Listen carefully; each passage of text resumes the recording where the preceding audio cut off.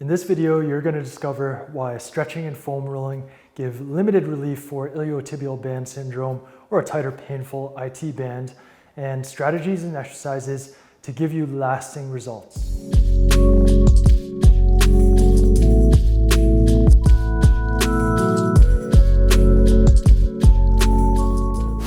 Hey, what's up? Coach E here from Precision Movement, and today we're going to talk about iliotibial band syndrome and how to get to the root cause to make sure that you are addressing the factors that will give you lasting results. Now, what is IT band syndrome? Well, it's pain in the lateral aspect or the outside of the knee that's down around this area. And it's very common in runners and cyclists, especially when ramping up volume and intensity after, say, a little winter break or a break for whatever reason.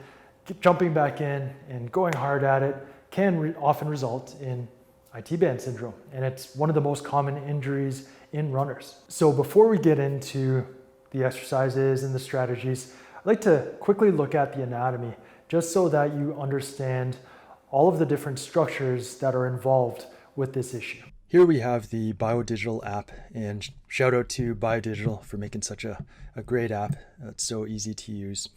And obviously we've got the right arm and core musculature removed. That's so we can see the underlying hip muscles easier. So let's zoom in. First up, what is the IT band? This is the IT band right here. It originates on the pelvis, on the ilium, and it runs on the outside of the thigh and inserts down into the tibia. So this is the shin bone. As you can see, there are a bunch of muscles underneath, so the IT band is superficial. So if we look underneath, let's take it away for a second. We've got the tensor fasciae lata here, and this muscle inserts fully into the IT band. So when it contracts, it pulls on that IT band. As you can see there, if it contracts, it's going to pull on the IT band and tense it up even more. We've also got the glute medius. This has insertion into the IT band, and then the glute maximus. Up to 80% of the fibers of the glute max insert into the IT band. That's this white section right here. It'll flow right into the IT band. Underneath, we've got this muscle, the Vastus lateralis. That's the lateral quadriceps head. And it's not attached to the IT band, but as you'll learn in the first exercise, sometimes it can get stuck to the IT band because the IT band is right on top of it. You can see it there. It's fully right on top of that muscle. I can zoom in a bit. It's right there. It lies right over top of the Vastus lateralis. So if there's adhesions between the IT band and the Vastus lateralis, we've got to remove those because that could cause increased tension on the IT band. Foam rolling the IT band for a tight IT band or IT band syndrome is not something that we recommend. And the reason why is because when you foam roll, you're just going to compress this tissue here. Nothing is going to be really lengthened or stretched out. When we do active self-myofascial release, what we're doing is separating the IT band from the Vastus lateralis so proper glide can occur between those two tissues. Now, functionally, the TFL is the muscle that puts the most tension, combined with the glute max, puts the most tension on the IT band. And the thing with the TFL, it's often implicated in IT band syndrome, and it's often got trigger points and feels uncomfortable. This muscle right here. So in the front of the hip, just on the outside of the front of the hip. This muscle, it has overlapping functions with the glute medius, the glute maximus, and the iliopsoas here. So if any of these other muscles, the iliopsoas, if it's not functioning correctly for flexing the hip, the TFL can jump in and try to compensate for that. Same with the glute maximus in hip external or hip abduction, and the glute medius in hip abduction. The TFL can compensate for either of those muscles if they're not functioning correctly. The problem is, if you look at the TFL, it's small and it's not well suited for those functions. The glute medius, glute max are much bigger, and the iliopsoas, the line of action to flex the hip, is much more suited to that movement. So that's just a little bit of insight into why compensatory mechanisms, specifically of the TFL, can result in increased tension of the IT band and ultimately IT band syndrome, pain, and inflammation. Now you have a better understanding of all of the structures around the iliotibial band and its function and the anatomy. But why do some people who, you have two runners, they're both off the winter break and they both ramp up their volume and intensity the same way. Why does one get IT band syndrome but the other doesn't? Well, I've broken up the different risk factors into three main categories. The first is structural. Now, structural refers to either knock knees or valgus knees, or bow knees or varus knees. And both of these structural conditions can increase your risk of IT band syndrome for reasons why we'll talk about in a second. The second factor is functional. Look at the bottom of your shoes, your running shoes or shoes that you've worn a lot. If the tread is more worn out on the outside of the shoe, then that indicates you weight bear through the outside of your foot, and that's going to predispose you to IT band syndrome. And the third factor I term compensatory. And this is especially related to sitting, because when we sit, we're in this hip flexed position, and the iliopsoas, the hip flexor muscle, the main hip flexor, shuts off. The glute maximus shuts off, and because the tensor fasciae lata muscle, which inserts directly into the IT band, because that does both hip flexion and hip abduction, it can try to compensate for both a shut-off glute max and a shut-off iliopsoas. Also, because we're in the seated position, the TFL tightens up. It's in the shortened position, so it compensates and adapts to that shortened position. All of these different risk factors, especially the compensatory risk factor, cause increased tension through the iliotibial band. And when you have increased tension through that iliotibial band, there's going to be greater wear and tear on those structures. It could be the bursa, or it could be the IT band slipping over top of the bone with greater tension. That's going to cause it to get painful and inflamed. So now that we know the risk factors, what do we do about it? Well, there are a variety of different exercises, and I'm going to take you through 6 exercises that address different aspects that contribute to IT band syndrome and contribute to those risk factors.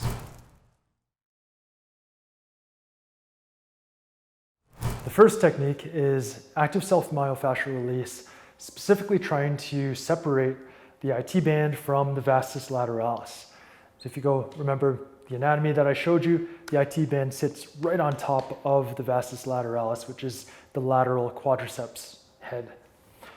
To do this technique, we want to lie on our side, and we're going to use your thumb and your index finger. And what you're going to do is you're going to try to pinch around the IT band. You start with your knee fully extended, knees resting on top of each other. And then from here, break your heel to your butt, activate those hamstrings while you put tension down and in, and you can slide down towards the knee. And what this is doing is, because we're activating the hamstrings to bring your heel to your butt to flex the knee, that helps to shut off the quad, and we're lengthening the quad at the same time, so that combined with the thumb and the index finger pressure, that can help strip the vastus lateralis from the IT band. So you just work all the way up the IT band. You can even work into the TFL a little bit. And you work that for 1 to 2 minutes.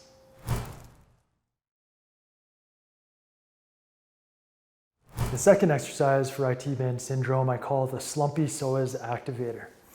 So it does exactly that. It activates the psoas in the position where it often gets shut off, which is sitting. For this technique, you have to sit on something stable. You don't want your wheelie chair for this one. So a nice stable chair, and you start off in a slumped position. From here, you're going to lift one knee up, and then your opposite hand goes on top of the knee, and you press and activate. You should feel activation in the hip flexor area. And then as you're holding and activating, you go from slumpy to good posture. And try to extend the lumbar spine and tilt the pelvis anteriorly a little bit. Once you're there, you hold for 5 to 7 seconds, and then let it down, slow and under control. Now, if you find the TFL muscle is firing up a lot here, well, you don't want that. We want the psoas. It's more medial. The TFL is more on the outside of the hip. A couple things we can do for that. One is externally rotate the hip, so the knee, let the knee fall out a little bit, and do the same thing. From there, lift the foot off the ground, opposite hand, activate, and then go into good posture, keeping a little bit of external rotation in the hip. That might help. If that doesn't help, try the next thing, which is to jam a thumb right into the TFL. Jam it in there pretty hard, okay? And do the external rotation. Keep the thumb in there. Lift the foot off the ground, hand on the knee, press, activate, and get into good posture. And the thumb in there can help you to feel the TFL on, and it can also inhibit the TFL because it'll hurt if it tries to contract when something is jammed into it. So try those two things, and that should help you get more psoas and less TFL. For this technique, do 2 sets, anywhere from 3 to 5 reps, holding for 5 to 10 seconds.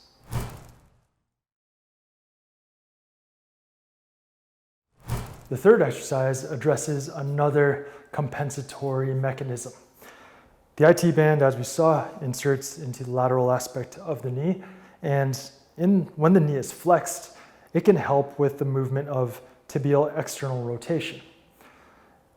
If the muscle that's supposed to do that, which is the lateral hamstring or the biceps femoris, if that muscle isn't working right, then the TFL via the IT band will try to come in and compensate for that.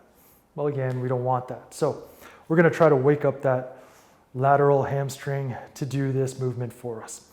For this, we want to sit down again on something stable, knees at 90 degrees, and just lift the heels off the ground, and keeping the knees where they are, rotate the heels in, which is external rotation of the tibia, and try to palpate and feel the hamstring on.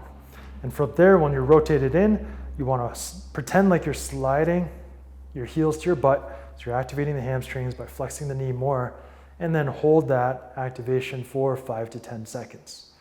That will wake up the lateral hamstring for this function of external tibial rotation, and hopefully shut off the TFL from contributing to that. So go back to neutral in between each rep, and then again, lift the heels, externally rotate, and then pull heels to butt to really fire up the hamstrings. Again, activation technique, so do 2 sets, 3 to 5 reps, holding for 5 to 10 seconds.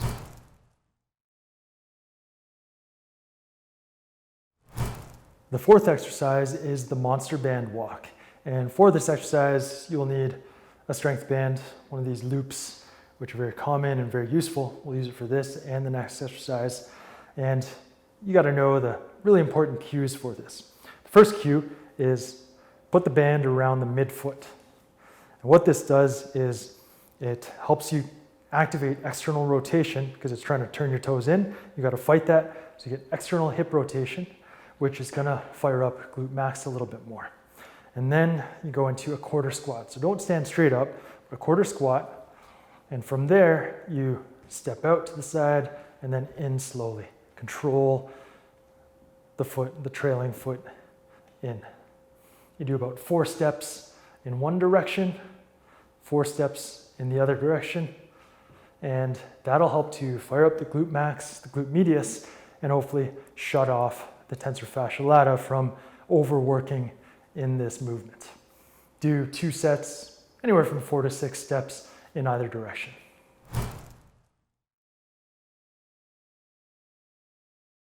The fifth exercise I'd like to show you for iliotibial band syndrome is the midline muscle activator with the hinge movement. So for this, you'll need your strength band and to loop it around something stable. So the squat rack's good. You don't want to do it around a flimsy little chair because it'll just fall over or get dragged around. So you loop it around just above the knee, and then the band is anchored at about the same level, just above the knee, and you step away from the anchor so that you have a little bit of tension. You don't need a ton of tension for this. Now, the first thing that you need is something called metatarsal pressure through the foot. So the metatarsals, they're the bones. Imagine this is the foot, they're the bones right underneath each toe. you want to be able to push through all of those bones. Now, I've done an in-depth presentation on this, which I suggest you check out, because metatarsal pressure is really important for anybody who's on their feet a lot, especially those who run, play sports like tennis or anything ground-based. And what it does is it fires up the intrinsic foot muscles, the deep muscles on the foot, to create the arch. It gives you the active arch. So if you want to check out that presentation, there'll be a link up above or in the description. But for now, just think about metatarsal pressure and then slight knee bend. And then you're going to step your other foot back.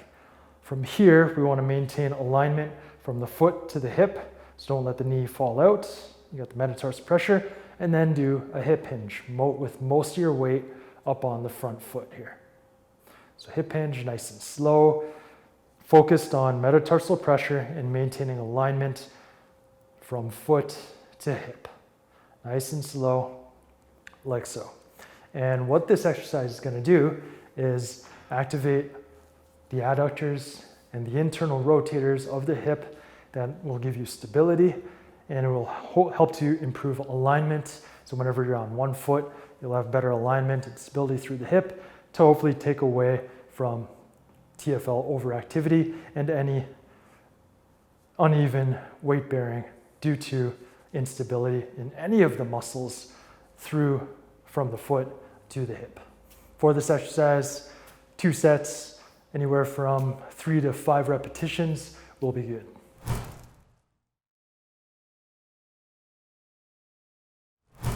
The last exercise I'd like to show you for IT band syndrome is the reverse lunge and twist, which looks like this.